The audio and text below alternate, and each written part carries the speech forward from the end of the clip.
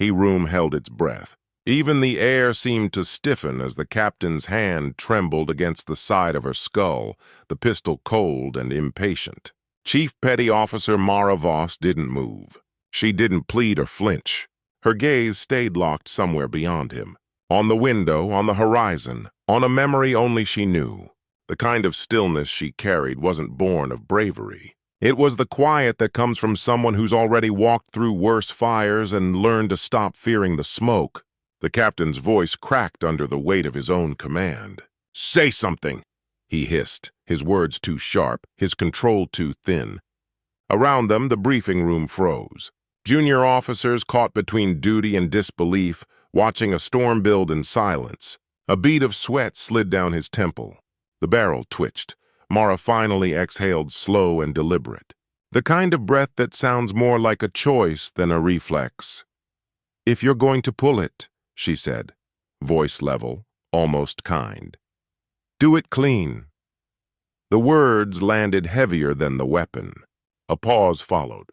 An elastic second where time forgot how to move. The hum of fluorescent lights turned into a pulse.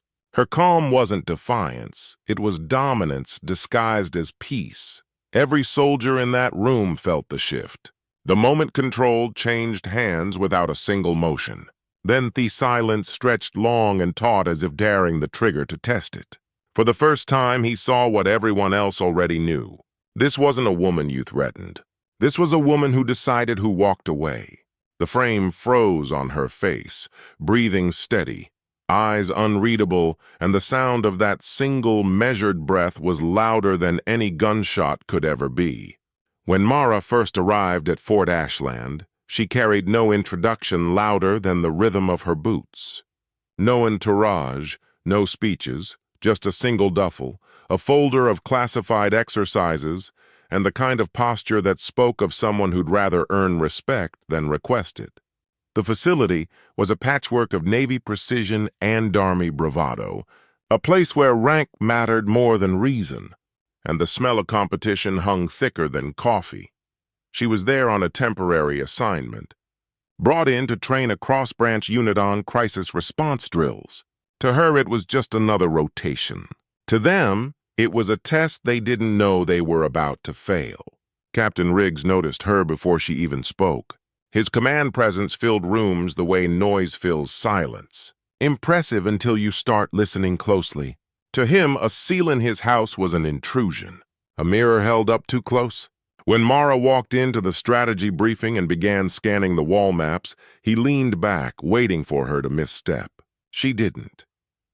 Instead, when he presented his emergency extraction plan, she raised a quiet hand and said, "Sir, your secondary route crosses open terrain within range of simulated hostiles. You'll lose 3 people before extraction even begins." The room fell silent. Half of it watching him, the other half watching her. Riggs' smile was tight, rehearsed. "Appreciate the input, Chief, but we've run these drills before." Mara nodded once. "And that's why you keep losing them, sir." There was no malice in her tone, no sharpness, just data delivered with calm precision. That made it worse. The younger soldiers smirked behind their notebooks, and for the first time, Riggs' authority felt negotiable. He ended the briefing early, his voice clipped, his pride leaking through every syllable. Later, as she walked past the training yard, she could feel the eyes that followed her. Some curious, some resentful. She ignored them all. The work would speak for itself. It always did. But somewhere behind those barracks walls, a fuse had already been lit. The kind that doesn't burn fast, but always inevitably finds the barrel. Mara's version of training didn't look like war. It looked like waiting. She'd take her recruits into the hangar before sunrise. No weapons, no shouts, no orders barked through megaphones, just silence. She'd pace between them slowly, tapping her boot once to mark the rhythm of breath, the tempo of thought. "Listen to what you can't hear," she'd say. Themament before noise. That's where control lives. Most of them didn't understand at first. Soldiers were trained to act, not to wait. But Mara was teaching something older, something quieter, the art of owning time. One morning, she told them a story without naming when or where. A hostage rescue, a room full of chaos, a single heartbeat too loud. She'd walked into that room unarmed, and when the gunman's hand trembled, she didn't flinch. She watched the pulse in his throat, the tightening of his jaw, then moved. One motion, one breath. He was on the floor before Heck knew he'd fallen. Panic is permission, she told them. Control is command. It became her mantra, whispered among their recruits like scripture, half myth, half survival code. The base began to divide around her. Some of the younger officers started mirroring her stillness, learning to wait before reacting, to breathe before speaking. Others mocked it, calling it Zen warfare, saying she belonged in a monastery, not a battlefield. Captain Riggs heard both sides and decided he didn't like either. To him, her silence wasn't wisdom. It was a challenge he hadn't issued. Every calm look she gave, every clipped, polite correction felt like a reminder that she saw through him.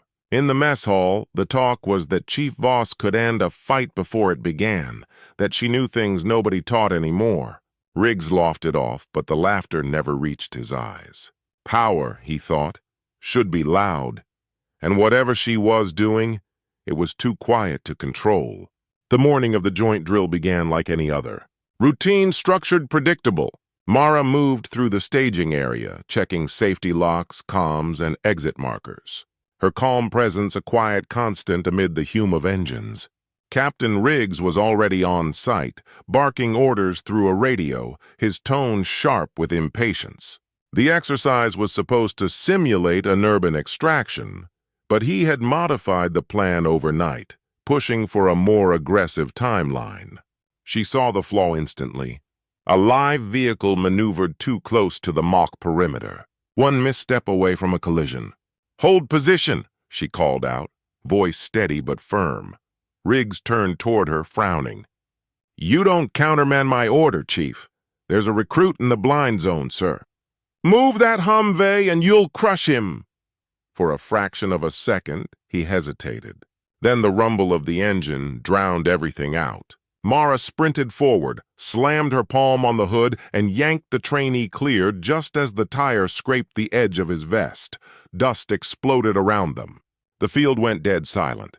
The recruit stared at her in disbelief. The other stared at Riggs. She dusted off her sleeves and looked at him. Drill secured. Captain, his jaw worked, no words forming, just the raw shape of humiliation. You're relieved.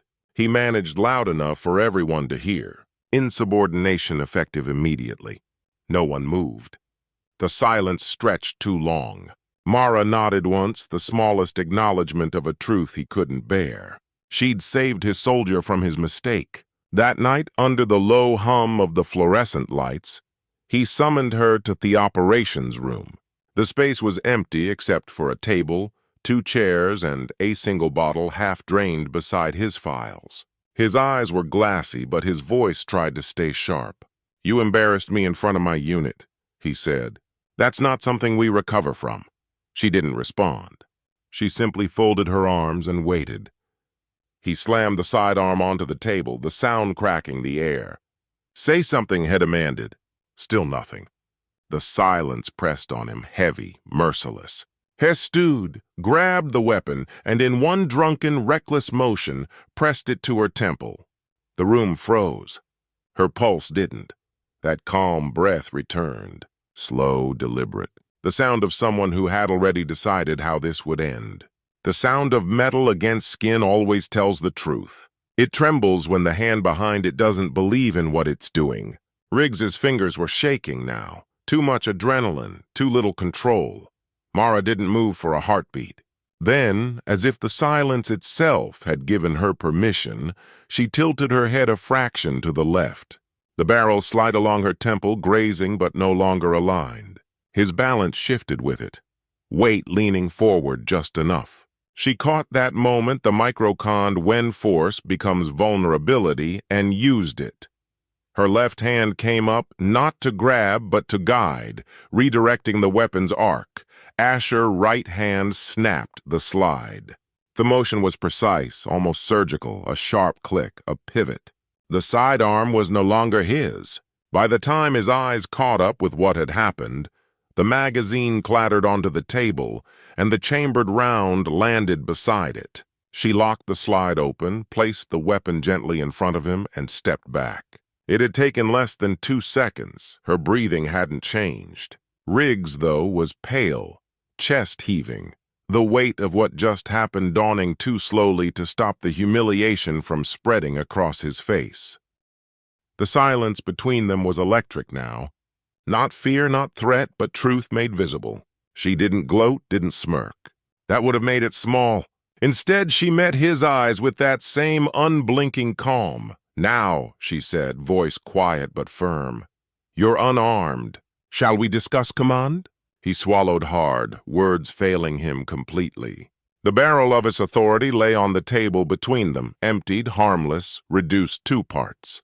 For the first time since her arrival, there was no doubt who led this room. She turned toward the door, pausing only long enough to let the silence finish what she started. Outside, the corridor felt colder, cleaner. Control wasn't about taking power. It was about refusing to let anyone else define it, and in that small, perfect reversal. Every lesson she'd ever taught had just been proven true. By morning, the story had already begun to spread. Not through official channels. Those always move too slow, but through whispers that carry farther than reports ever can.